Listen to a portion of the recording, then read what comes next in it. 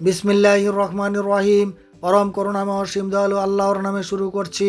সর্বপ্রথম মহান আল্লাহর দরবারে শুকরিয়া আদায় করিতেছি যে মহান আল্লাহ আমাদের আশরাফুল মখলুকাত মানুষ বানিয়ে এই দুনিয়ায় পাঠিয়েছেন।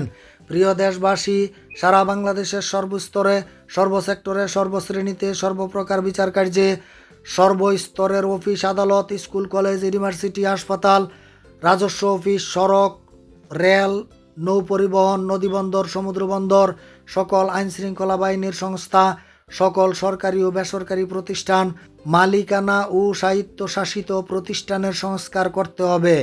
সকল প্রতিষ্ঠানের সংস্কারের সাথে সাথে দুষ্কৃতিকারী বা দুর্নীতিবাজ মানুষদেরও সংস্কার করতে হবে। মনে রাখতে হবে, সংস্করণ একটি চলমান প্রক্রিয়া, যেটি নাকি কিয়ামত পর্যন্ত চালু থাকবে। সংস্করণ প্রক্রিয়ার কোনো শেষ নেই যতদিন পর্যন্ত দুনিয়া কায়েম থাকবে। একটির পর একটি সংস্কারের কাজ চলতেই থাকবে। তাই কারু আশায় বসে না থেকে সংস্কারের কাজ অব্যাহত রাখবেন। এখনও বাংলাদেশের কোনো পরিবর্তন লক্ষ্য করা যাচ্ছে না। এখনও ঘুষ খাওয়া বা দেওয়া বন্ধ হচ্ছে না।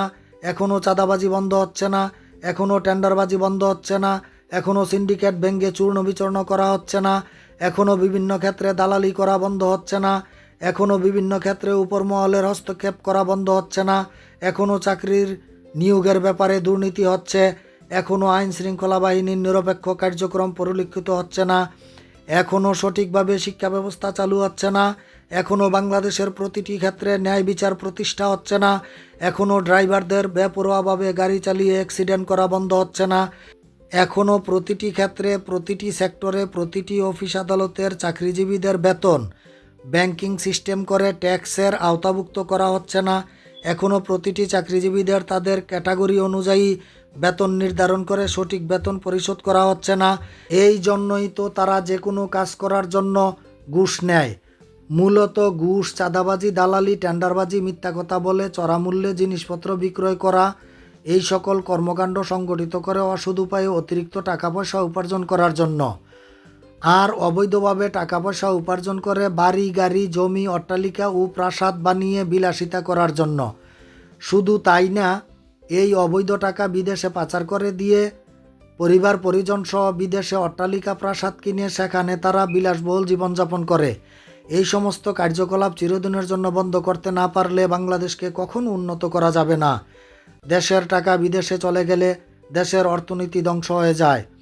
তাই আমি লন্ডন থেকে সর্বদা বলে যাচ্ছি, যখন যেই সরকার ক্ষমতায় থাকবেন তাদের কাছে আমার আকুল আবেদন এই যে, আমি যত কথা বলেছি, আমার সবগুলো পরামর্শ, সবগুলো প্রস্তাব, সকল পরিকল্পনা, সকল অনুরোধ, সকল নীতিমালা, সকল আইন প্রণালী বাস্তবায়ন করে প্রয়োজন হলে সারা বাংলাদেশের জনগণের রায়, ছাত্র জনতা, সংবাদকর্মীগণ, ইউটিউবারগণ, আইনশৃঙ্খলা বাহিনীগণ, আইন প্রণেতাগণ, আলেমোলামাগণ, শিক্ষক মণ্ডলীগণ, রাজনীতিবিদগণ, উপদেষ্টা মণ্ডলীদেরকে সাথে নিয়ে পরামর্শ করে আমার সমস্ত ভিডিওগুলো পর্যালোচনা বা অ্যানালাইসিস করে যেই কথাগুলো দেশ এবং দেশের মানুষের কল্যাণে কাজে আসবে, সেই ভিডিওগুলোতে like, share, follow, comment, subscribe করে সারা বাংলাদেশের প্রতিটি জনগণের কানে কানে পৌঁছে দিয়ে তাদেরকে সঠিক পথে চলতে সাহায্য করবেন এবং দেশের সরকার যাতে সকল স্তরে সংস্কার করে দেশের উন্নয়ন সাধন করতে পারেন সেই ব্যাপারে